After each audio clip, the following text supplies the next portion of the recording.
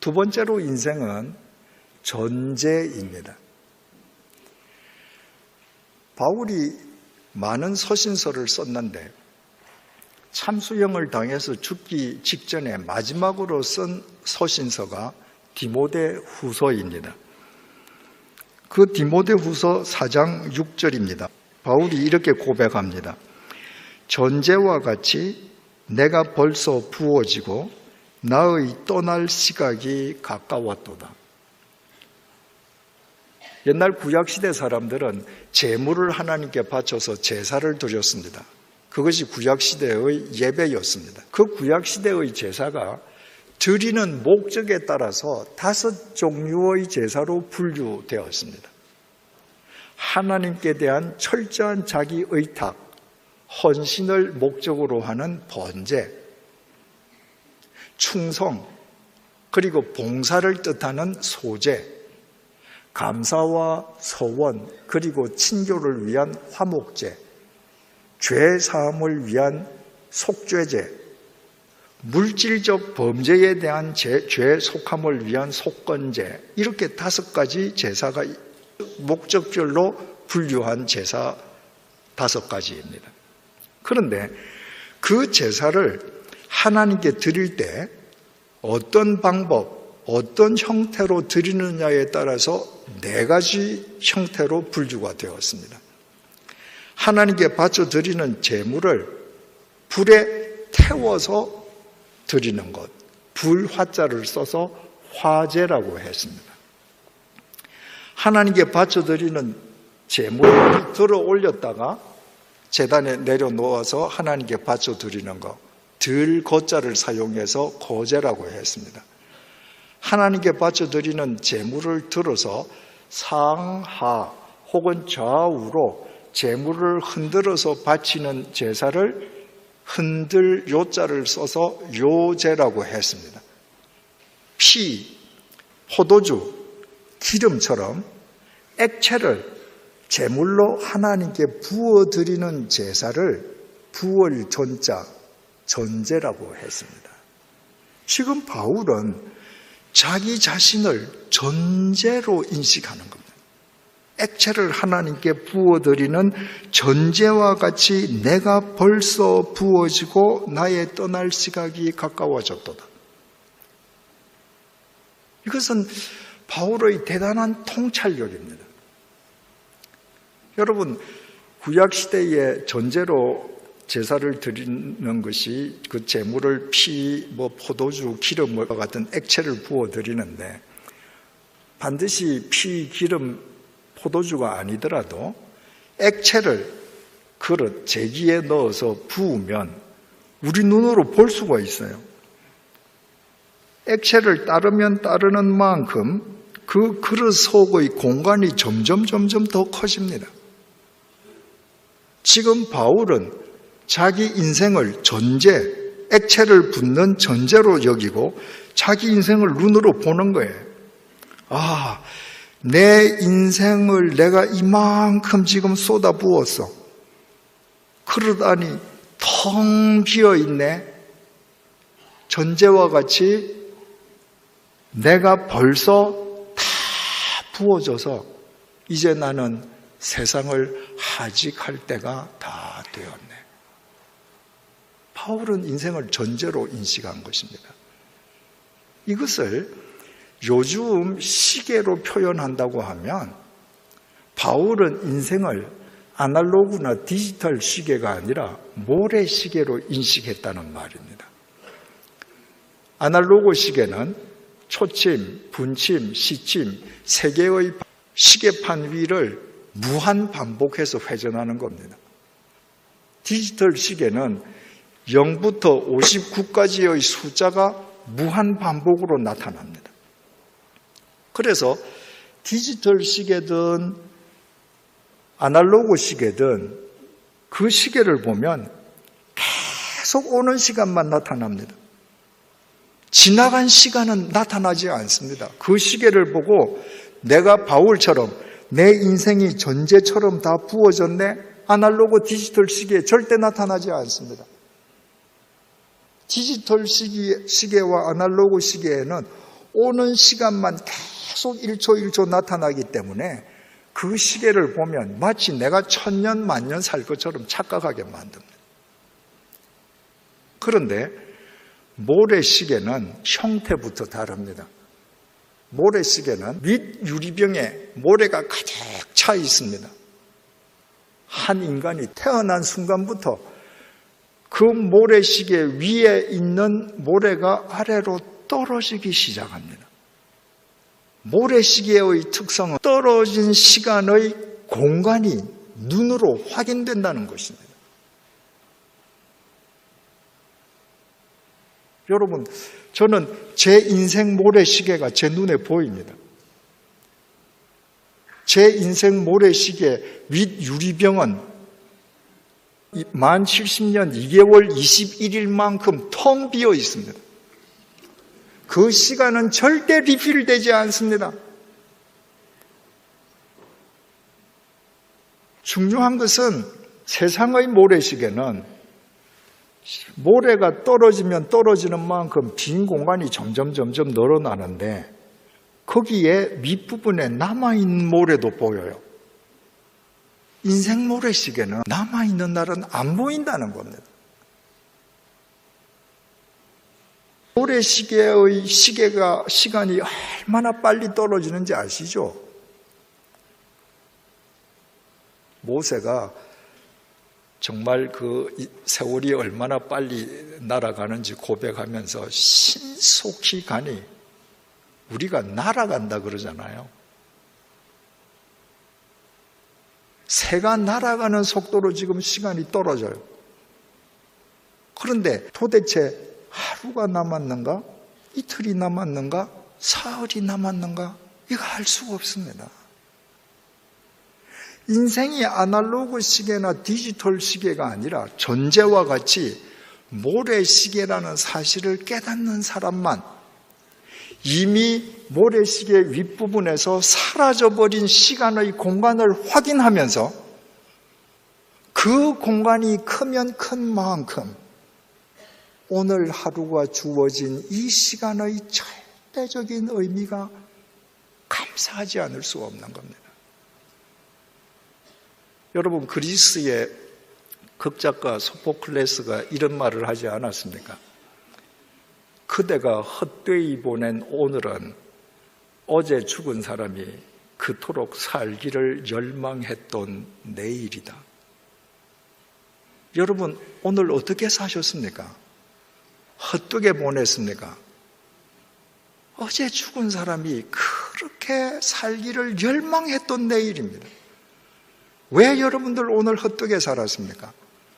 모래시계의 윗부분이 안 보이시니까 그런 거예요. 여러분, 봄이 되면 온 세상이 소생하지 않습니까? 도시에서는 봄을 온 몸으로 경험하기가 쉽지 않은 것 같습니다. 시골 가서 사니까요, 정말 봄이 되니까 눈이 부셔요. 여러분, 제가 사는 마을에도 90세 되시는 분들도 계신데 그런 분들이 말입니다. 봄이 되어서 온 세상이 눈부신 초록색으로 옷을 입으면 봄이 온 걸 기뻐합니다. 근데 봄이 왔다는 건 뭐예요? 작년 겨울부터 봄까지 몇 달의 모래가 떨어졌다는 말입니다. 자기 모래시계에서 시계가 간 것은 생각 안 합니다. 봄이 온 것만 좋아합니다. 여러분들이 매일 눈에 보이는 것, 보기 아름다운 것에만 현혹되어서 산다면 지금까지 그렇게 살아온 것처럼 지나간 시간을 알지 못하고 지금 흘러내리는 모래 시간을 다 무의미하게 내버려 버릴 수 있습니다. 그러나 모래시계에서 지나간 시간의 텅 빈 공간을 보신다면 오늘 떨어지는 이 모래, 이 날이 폭풍이 부는 날이면 어떻습니까? 엄동설한이면 어떻습니까? 사흘에는 영하 20도의 날이면 어떻습니까? 어제 죽은 사람이 그렇도록 살기를 열망했던 날이 노력하지 아니한 나에게는 오늘도 주어졌는데, 그렇다면 봄만 기뻐할 것이 아니라 겨울에도, 폭설 속에서도, 폭풍 속에서도 내가 그리스도인으로 주님의 말씀을 따라서 세상과 누구에겐가 기여하면서 살아가게 되지 않겠습니까? 시편 8편은 다윗이 쓴 시인데, 그 중에서 주님께서 손수 만드신 저 큰 하늘과 주님께서 친히 달아놓으신 저 달과 별들을 내가 봅니다. 사람이 무엇이기에 주님께서 이렇게까지 생각하여 주시며 사람의 아들이 무엇이기에 주님께서 이렇게까지 돌보아 주십니까? 바울은 매일매일 하루하루가 주어진다는 것, 다윗은 그게 감격해서 주님께서 어떻게 사람을 이렇게 돌보아 주십니까? 하고 노래했습니다. 제가 아까 말씀드리지 않았습니까? 제 인생 모래시계는 이미 만 70년 하고도 더 많은 날들이 뻥 뚫려 있습니다. 앞으로 몇 날이 저에게 있을는지 저는 알지 못합니다. 그런데 아침에 일어나서 눈을 뜨면 또 하루가 제게 주어진 것입니다. 제 평생에 한 번도 맞아본 적이 없는 새날이 또 하루 주어졌습니다. 그래서 블라인드를 올리고 창밖을 내다볼 때 이 시편 8편은 다윗의 고백이 아니라 인간 이재철이 70년을 산 이재철이의 고백이 되는 것입니다. 주님께서 손수 만드신 저 큰 하늘과 주님께서 친히 달아놓으신 저 달과 별들을 내가 봅니다. 제철이가 무엇이기에 주님께서 이렇게까지 생각하여 주시며 제철이가 무엇이기에 주님께서 이렇게까지 돌보아 주십니까? 그 모래시계에 또 하루의 모래가 떨어지게 해주신 그 주님의 은혜를 내가 감사한다고 하면, 비록 나이는 들고 병든 육체는 쇠퇴해 간다 할지라도 그래도 뭔가 오늘 또 하루 내가 발딛고 있는 이 세상에, 내가 살고 있는 내 마을에 기여하는 삶을 살려고 애쓰지 않겠습니까? 여러분, 매일매일 하루하루가 여러분에게 주어지는데 여러분 인생이 모래시계라는 사실을 알지 못하고 매일매일 하루하루를 여러분의 욕망을 위해서 그냥 허투루 써버린다. 그런 인생이 부러움의 대상이 될 수 있을는지 모르겠습니다. 그저 호의호식하고 아무것도 안 하고 하고 싶은 거 다 하고, 그러나 하나님 보시기에 누구에겐가 기여하지 않고 살아가는 그런 인생은 이 세상에 쓰레기만 배출하는 인생에 지나지 않습니다. 여러분들 평생에 버린 종이는 얼마나 많습니까? 여러분들 평생에 버린 옷은 얼마나 많습니까? 버린 구두는 얼마나 많습니까? 버린 가구는 얼마나 많습니까? 여러분 인생이 모래시계임을 알지 못하고 오늘 하루 주어진 이 하루가 누군가에게 기여해야 할 절대적인 의미의 날임을 알지 못한다면, 여러분들이 아무리 많은 돈을 갖고 있어도, 여러분들이 주일마다 와서 봉사해도, 여러분들은 태어나서 죽을 때까지 여러분들이 돈이 더 많으면 더 많을수록 더 많은 쓰레기를 세상에 배출하면서 세상을 오염시키다가만 여러분들 인생은 끝납니다. 주님께서 그런 인생 기뻐하시지 않을 것은 두말할 나위가 없습니다. 세 번째로 인생은 입김입니다. 인생이 모래시계라고 했는데 세상의 모래시계를 보면 위에 있는 모래가 다 떨어지고 나면 아래 유리병에 그대로 남아 있습니다. 그래서 인생이 모래시계라고 해도 뭔가 인생 시계가 다 끝나도 남는 것처럼 여겨집니다. 그러나 인생 모래시계는 그렇지 않습니다. 여러분들 잘 아시는 전도서 1장 1절에서 2절 말씀입니다. 다윗의 아들 예루살렘 왕 전도자의 말씀이라. 솔로몬 아닙니까? 솔로몬이 뭐라고 했는가? 전도자가 이르되 헛되고 헛되며 헛되고 헛되니 모든 것이 헛되도다. 히브리 말은 중요한 사실을 강조할 때 부사가 있는데도 동일한 단어를 2번 반복해서 사용합니다. 처음에는 굉장히 원시적인 언어처럼 여겨졌습니다. 그런데 히브리 말을 배우고 읽으면 읽을수록 그게 아니야. 이게 훨씬 더 강조하는 거야. 하는 것을 알게 됩니다. 가령 솔로몬이 인생은 대단히 헛돼. 인생은 매우 헛돼. 몹시 헛돼. 라고 하는 것하고 헛되고 헛되며 헛되고 헛되나니 모든 것이 헛되도다. 어느 게 더 강조가 됩니까? 그러니까 히브리 사람들이 강조할 때 단어를 2번 반복하는 것은 제곱이거든요. 곱하기거든요. 내가 굉장히 좋으면 좋다, 좋다, 좋다, 곱하기 좋다에. 그러니까 헛되다를 5번 썼다는 것은 헛됨 5제곱이에요. 이거는 말로 표현할 수 없을 정도로 어떤 부사도 동원할 수 없을 만큼 헛되다는 것입니다. 그런데 여기에서 솔로몬이 헛되다고 말을 한 이 히브리어 단어가 헤벨인데 그 헤벨은 숨이라는 말도 되고 입김이라는 말도 됩니다. 물론 공허함, 헛됨 이런 뜻도 있지만 본래는 숨, 입김입니다. 제가 후 하고 입김을 붑니다. 분명히 열기도 느껴져요. 유리에 훅 하면 김이 소리기도 합니다. 근데 이게 있습니까? 실제가 없습니다. 순식간에 사라집니다. 인생이 그런 입김이라는 거예요. 다윗이 시편 39편 5절에서 이렇게 고백합니다. 주께서 나의 날을 한 뼘 길이만큼 되게 하시매.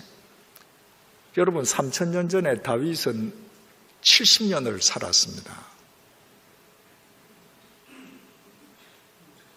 3000년 전에 다윗이 70년을 살았는데 그 당시로서는 엄청나게 장수한 겁니다.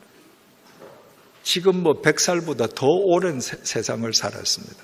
그런데 그 긴 세월을 살고 내 인생은 이만큼 길었어. 이렇게 말하지 않았습니다.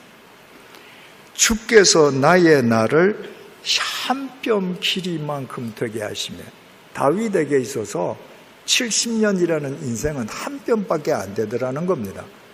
한 뼘이라는 것은 히브리어 성경에는 테파흐라고 번역되어 있습니다. 테파흐는 손목 끝에서부터 손가락이 시작하는 부분, 그러니까 손바닥이라는 말입니다. 다윗이 70년을 살고 내 인생은 손바닥 길이밖에 안 됩니다. 모래시계가 순식간에 끝난 겁니다. 나의 일생이 주 앞에는 없는 것 같사오니. 여러분 영원하신 하나님 앞에서 손바닥 길이 정도밖에 되지 않는 70년이 이것이 있는 것이라고 이야기할 수 있겠습니까? 그래서 내가 산 이 기간은 영원하신 하나님 앞에서는 없는 것과 똑같다는 것입니다. 그가 든든히 서 있는 때에도 진실로 모두가 허사뿐이니이다. 든든히 서 있다. 이것은 나차աբ인데 전성시대라는 말입니다. 다윗에게도 전성시대가 있었습니다. 그런데 인생을 다 살고 되돌아보니까 자기 인생 전성시대에도 모든 것이 허사뿐이었다. 여기에서 호사라는 말이 헤벨입니다. 내가 되돌아보니까 내 인생의 전성시대라고 했던 그것이 입김에 지나지 않구나. 다윗은 또 시편 62편 9절에서 이렇게 고백합니다. 신분이 낮은 사람도 입김에 지나지 아니하고, 신분이 낮은 사람, 가난한 사람, 그 사람 인생 입김에 지나지 않는다는 거예요. 그러면 좀 부자, 좀 힘 있는 사람은 인생이 뭔가 달라야 되지 않겠습니까? 그런데 이렇게 이야기합니다. 신분이 낮은 사람도 입김에 지나지 아니하고 신분이 높은 사람도 속임수에 지나지 아니하니. 나는 신분이 높기 때문에 입김에 지나지 않는 너보다 내 인생은 훨씬 중해, 훨씬 더 커, 더 무거워 라고 하면 그 사람은 스스로 속는 사람이라는 거예요. 신분이 약한 사람도 그 인생은 입김, 신분이 높은 사람도 입김, 가난한 사람도 입김, 부자도 입김이라는 거예요. 그들을 모두 다 저울에 올려놓아도 입김보다 가벼울 것이다. 여러분, 오늘날 72억 인구가 있습니다. 그 72억 인구한테 어느 날 몇 시, 몇 분, 몇 초에 다 똑같이 하늘을 향해서 후 하고 입김을 내뿜으라고 얘기했다고 하십시다. 그래서 내뿜었습니다. 그게 지금 남아 있습니까? 없습니다. 이렇게 72억 명을 모아 놓아 보아야 입김인 인생은 아무것도 아니라는 말이에요. 여러분, 숨, 입김, 이게 아무 실체도 없이 헛된 것, 허망한 것의 상징 아닙니까? 그래서 성경은 또 인생을 이렇게 표현합니다. 시편 102편 3편 나의 세월은 연기처럼 사라지고, 자기 인생이 연기처럼 사라져 버리더라는 겁니다. 제가 사는 시골집 옆집에서 겨울에 딱 저녁 5시가 되면 장작으로 불을 뗍니다. 그러면 산 위에서 바람이 내려와서 그 연기가 다 우리 집 마당으로 들어와요. 그런데요, 그때 잠시뿐입니다. 순식간에 다 사라집니다. 여러분과 내 인생이 실체 없는 연기하고 똑같다는 겁니다. 입김하고 똑같다는 말인 것이죠. 야고보서 사도는 야고보 4장 13절 14절에서 이렇게 고백합니다. 들으라, 너희 중에 말하기를 오늘이나 내일이나 우리가 어떤 도시에 가서 거기서 1년을 머물며 장사하여 이익을 보리라 하는 자들아, 내일 일을 너희가 알지 못하는도다. 너희 생명이 무엇이냐? 너희는 잠깐 보이다가 없어지는 안개니라. 제가 사는 시골집이 해발 560m입니다. 그래서 안개가 자주 끼어서 보입니다. 그런데요, 제가 지금 8개월째 사는데 단 한 번도 솟아오른 안개가 그 모양 그대로 10분 이상 있는 안개를 본 적이 없습니다. 안개는 피어 올랐다고 하면 그냥 사라지고 다른 모양이 됩니다. 이처럼 인생은 실체 없는 숨, 입김, 연기, 안개처럼 헛되고 헛될 뿐인데, 그런데 숨, 안개, 연기, 입김과 차이가 나는 부분이 딱 하나 있습니다. 시편 146편 3절에서 4절입니다. 귀인들을 의지하지 말며 도울 힘이 없는 인생도 의지하지 말지니 그의 호흡이 끊어지면 흙으로 돌아가서 그날에 그의 생각이 소멸하리로다.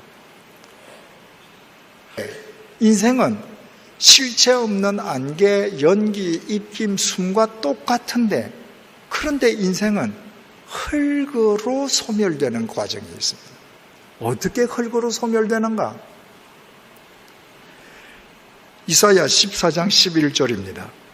내 영화가 수올에 떨어졌으며 내 비파 소리까지로다. 구더기가 내 아래에 깔림이여 지렁이가 너를 덮었도다.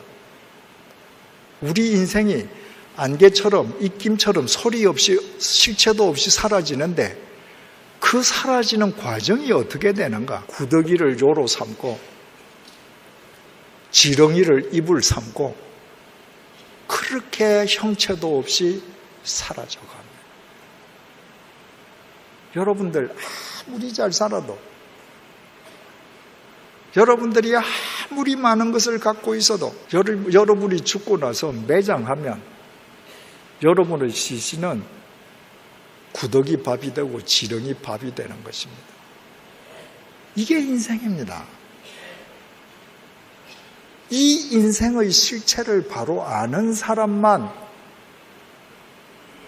자기 입김을 의지하지 아니하고 영원하신 하나님의 생기로 자기 인생 이야기책을 엮어가게 되는 것입니다. 창세기 2장 7절입니다. 여호와 하나님이 땅의 흙으로 사람을 지으시고 생기를 그 코에 불어넣으시니 사람이 생명이 되니라. 하나님께서 흙으로 사람을 지으셨습니다. 그리고 그 흙으로 만들어진 사람의 코에 당신의 생기를 후 하고 불어넣어 주셨습니다. 흙 플러스 하나님의 생기 이퀄 하나님의 생명이 되었습니다. 근데 인간이 죄를 짓고 하나님의 생기를 상실해버렸습니다. 생명에서 빼기 하나님의 생기를 하니까 남는 게 뭡니까? 흙밖에 안 남습니다. 그래서 천하장상도 그냥 구더기, 지렁이 밥이 되는 거로 그 인생은 안개처럼 입김처럼 소멸되는 겁니다. 그걸 안다고 하면 우리는 어떻게 해야 되겠어요? 본래 하나님께서 에덴 동산에서 흙의 코 속에 불어주셨던 그 생기 속에서 살아가야 되는 겁니다. 우리가 왜 기도합니까?